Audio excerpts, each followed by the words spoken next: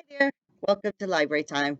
This is Miss Pulliam, and we are working on, let's see what we're working on, week 9, and this is for K through 2. Welcome. First thing first, let's go ahead and go over our words, our vocabulary review. Ready? Let's see, able to float. What is that word for that? Buoyant. Very good.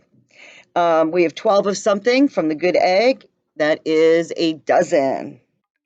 If something is delicious, and this is from the Giraffe Problems book we read, it is delectable. And I hope you're using that at home with your parents. Mom, your dinner was delectable. Oh, that smells delectable. The more we use these words, the more they stay in our head, and they're part of our daily conversation. Next word, gander. Take a gander over there. Take a look. Dilemma is a problem, and a content or contented. That's happy and at ease. So you're content, you're happy, you're good, you're chill. Word we haven't done here, we're adding is tad, just a little bit, a small amount of something. So if you had, we were baking and I said, okay, I need a little bit of sugar, but just a tad. Don't put too much in it, just a tad. Okay. The book we're reading today is a new one. I'm very excited about it, but I get excited about most books. And this book is called The Grumpy Pirate. And it's by C. Demas and A. Rorig. We've got new vocabulary. I picked out a bunch of words in this one. Being that it's a pirate book, it's got a lot of different words. So what we're going to do is, as we get to the words, I'll go over them. Okay, so we'll start our reading because there are a bunch, as I said. Okay, here's our book for today, The Grumpy Pirate. All right.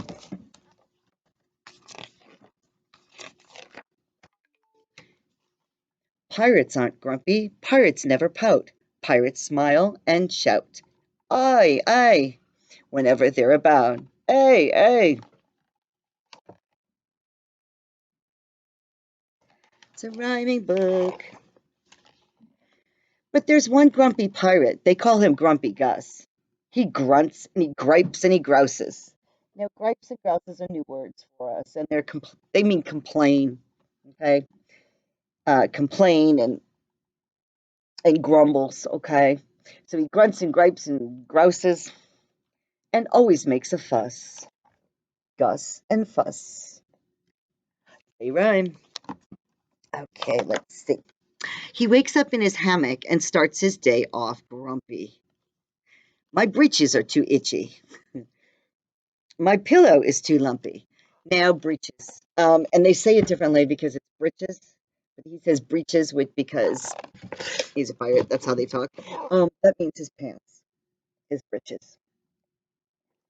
So he says his pants are itchy. He will not eat his hardtack.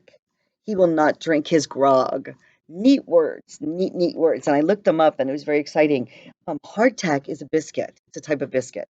So that's what they eat on the ship. And grog is an adult drink. Okay. So they're saying he's grumpy, he doesn't want to eat his biscuit nor his drink. He glares out through the porthole. And remember glare? We had that word a while back. Stare is to stare at somebody, but glare is to stare at somebody with a mean look on your face because you're glaring at them. Okay, so he stares through the porthole. He needs to get ungrumpy, huh? Nobody wants a grumpy Gus. Okay, the other pirates do their best to help Gus try to smile, but he just scowls and snivels. Scowls is an angry, bad-tempered expression. Snivels, a cry and sniff. But he just, okay, smiling's not my style, he says. Grumpy Gus, grumpy Gus. He skips his shift to swab the deck. He hates to coil the ropes.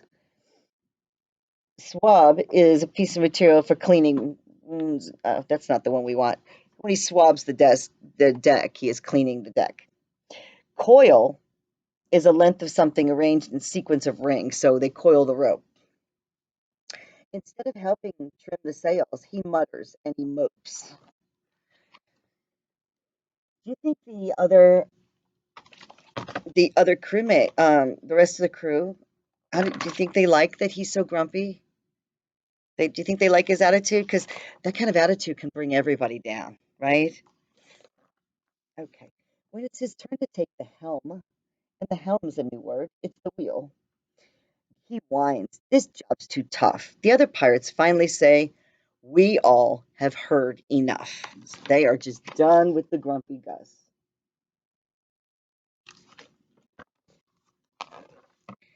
Gus moans.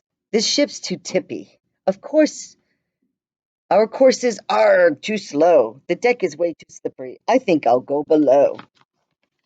Uh, Definitely tippy.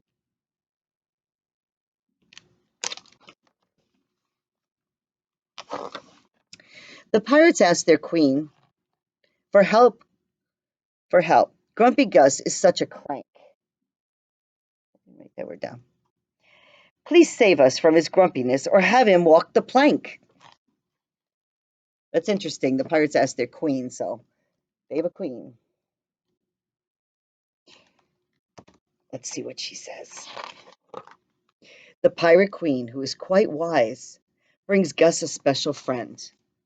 I'm giving you a parrot to help your grumbling end. That was nice of her. Gus glowers at the parrot. He asks, what good are you? What good are you? The parrot asks, and the parrot glowers too.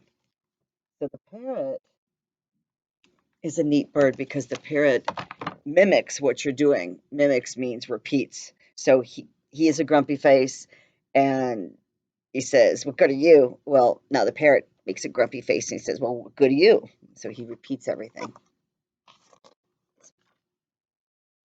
The parrot follows Gus around and echoes him all day. Arg, arg. He grumbles and he grouches in a very Gus-like way. Humph, humph. I'm tired and I'm hungry. I'm cold and I'm hot. I'm feeling very grumpy, so I will frown a lot. Wow,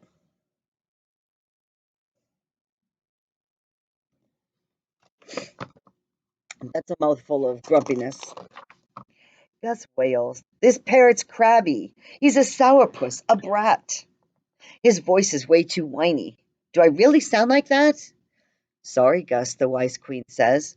The parrot sounds like you. But if you change your attitude, the parrot will change too. So now Gus, who drove everybody else crazy with his grumpiness, now saw what it's like because the parrot is mimicking him. I don't know if I can do it, Grumpy Gus begins to groan. But then he hears himself and says, I'll try to change my tone.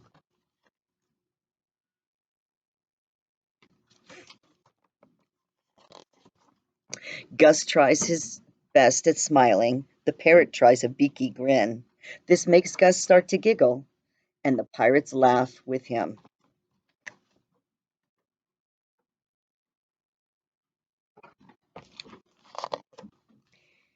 I, mate, you've called me grumpy, and I see, says Gus. 'Twas true. Now just call me Grinning Gus. I, shouted all the crew. So now instead of grumpy, he's going to be grinning. That's a good thing. And that is the end. I know a lot of people like pirates. They're fun, fun stories. There's a lesson within this book, of course. I do, all my books have a lesson. So let's talk about that. What is the lesson that they're trying to teach us in this story? First of all, I'm sure we can all relate to Grumpy Gus. Everybody gets up sometimes and we're grumpy and a little whiny. However, we saw in the story that when we're like that, we bring everybody else down. So it's important that we bring people up. We work on that. The adventure teaches kids the importance of trying to have a positive attitude. And a positive attitude means everything. You can go through about anything difficult with a positive attitude, and the outcome is always good. Okay. Oh, I've got sequencing strips. Let's look at these now. Okay. Let me mix them up first.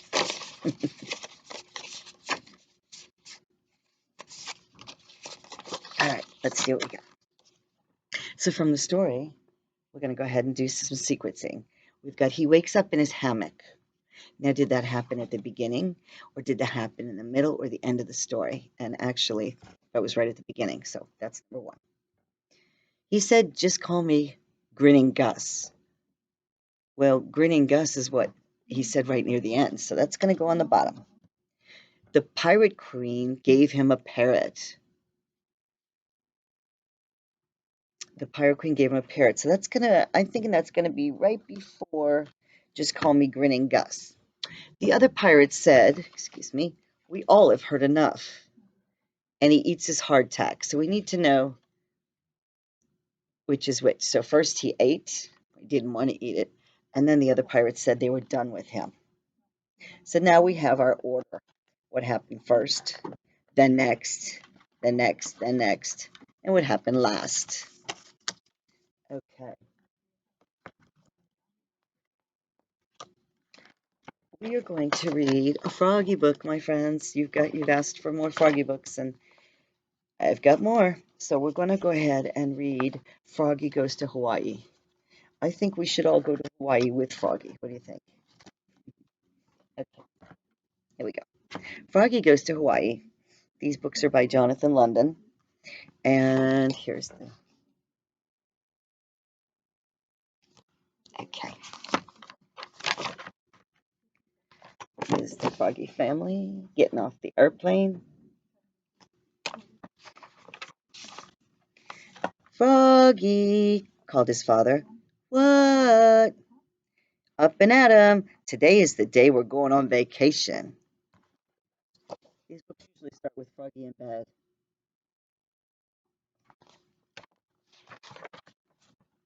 Yippee, cried Froggy, and he sang, we're going on vacation, we're going to Hawaii, we're going on vacation, we're going to Hawaii. I like that song. Let me sing it again. We're going on vacation, we're going to Hawaii, we're going on vacation, we're going to Hawaii. It's time to pack, yelled his dad. So Froggy hopped out of bed and packed his toy plane. Zoom. His toy boat. Vroom. And his ukulele. Plink.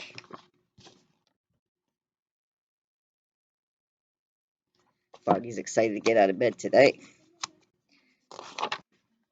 Froggy, called his mother. What? Don't forget your bathing suit, dear. I know, cried Froggy, and he grabbed his backpack and flopped out to the taxi. Flop, flop, flop.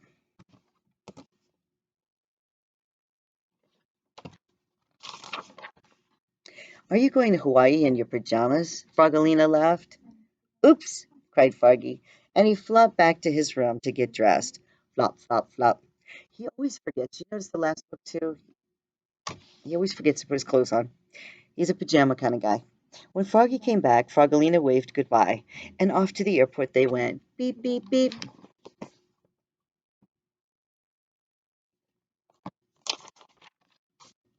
At the airport, they had to wait in a long line. Froggy didn't like waiting in line, so he leapfrogged over his mom. He leapfrogged over his dad. He leapfrogged over Polly Wagalina. That's quite a name there, Polly Wagalina. And fell flat on his face. Oof! Hee, giggled Polly. And Dad said, Froggy, when you get to Hawaii, don't act like a nincompoop. He's telling him to act a lot better than that.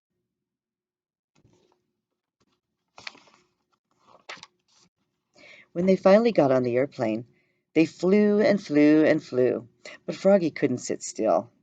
So he flopped up to the front, flop, flop, flop, and he sang to the pilot, we're going on vacation, we're going to Hawaii. Froggy, called his mother. What? Please sit down now. And his dad warned, when you get to Hawaii. I know, cried Froggy. So remember what his dad said? When he gets there, don't act like a nincompoop. But when they got to Hawaii, Froggy went bananas. He raced through a giant bamboo forest and had a ninja fight with a coconut tree. Hi-ya! Whack, whack, whack, bonk. A coconut hit him on the head and knocked him down. That's what happens. You beat up a tree, things fall down on your head.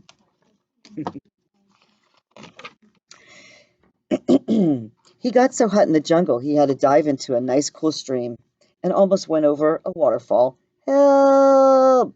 Mom snatched him just in time before he fell over the waterfall. Next day they climbed a volcano. Look, yelled Froggy, lava. He was so excited. He almost fell in. Oops, cried Froggy, hanging onto Dad's neck like a monkey.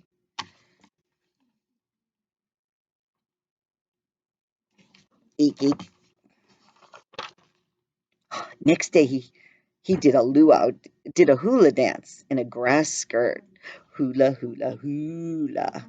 And even the minor birds laughed. Cack, cack, cack. Look at that. That's kind of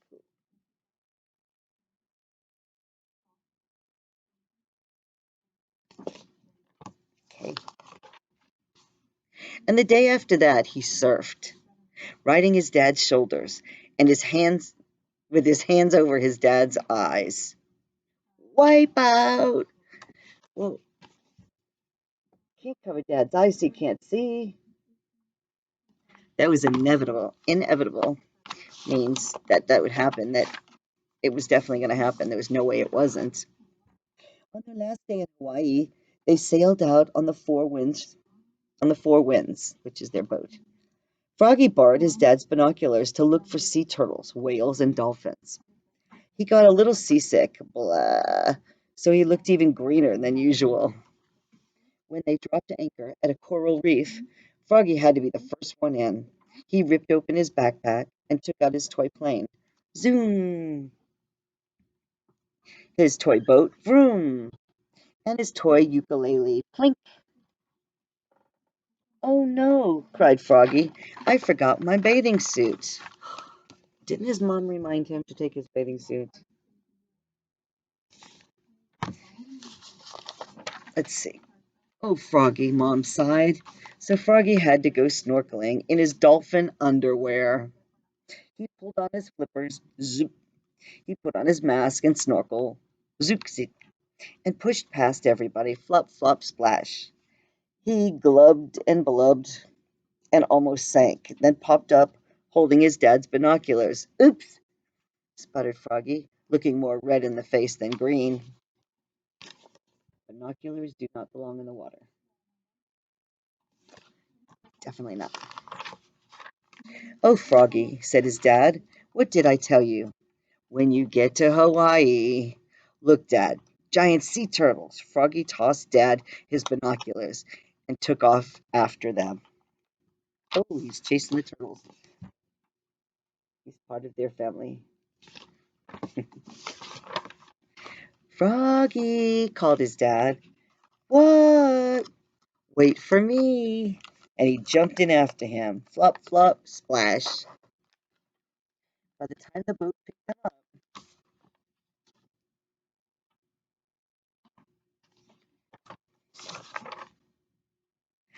Dad was too pooped to pop. When we get back home, he groaned. I need a vacation. Me too, cried Froggy. Next time, let's go for 2 weeks. Sometimes vacations are like work because there's so much to do. When you get back, you have to do all the clothes and there's so much to do. I hope you like that story. I enjoyed it and I hope you did too. Um, I'm looking for pictures for the newsletter of students reading and kids working from home.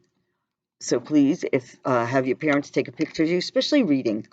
If you're working on your computer, if you're reading, you know, I always say, I do this every week, I can't help it. I tell my students, and it's important that you hear this and you do this, read aloud. Practice, practice, practice. Reading aloud. Whether you're at home and you're reading to your pet, and I'd love to have pictures of that. Parents can send the pictures to L.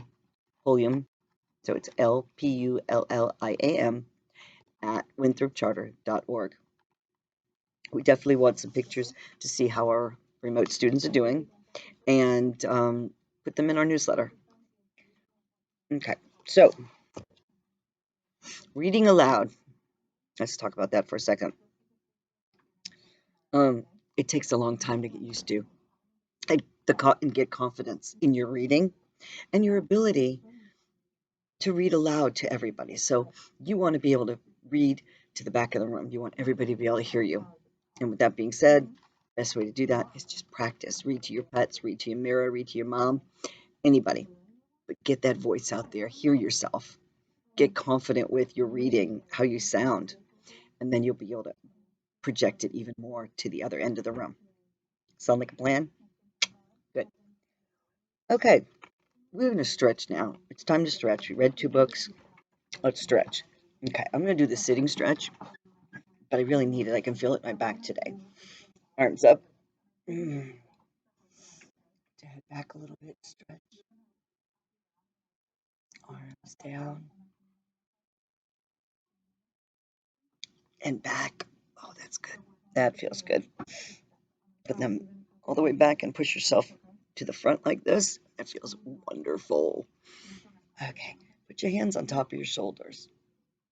And you can go move this way. And now, I'm going to roll them. That feels good. I hope it feels good for you too.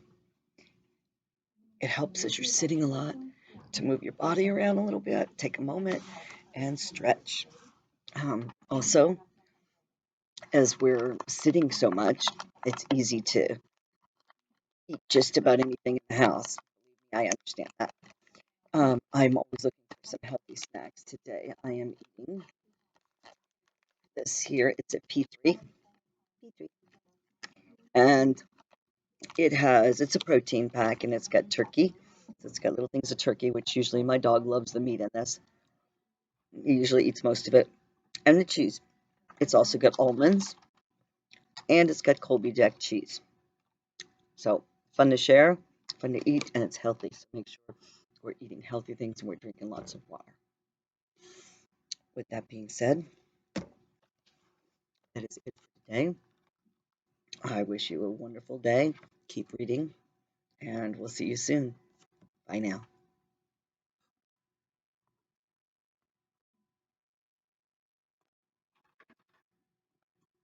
How do I shut this off? Oh my lord. Bye. Goodness gracious.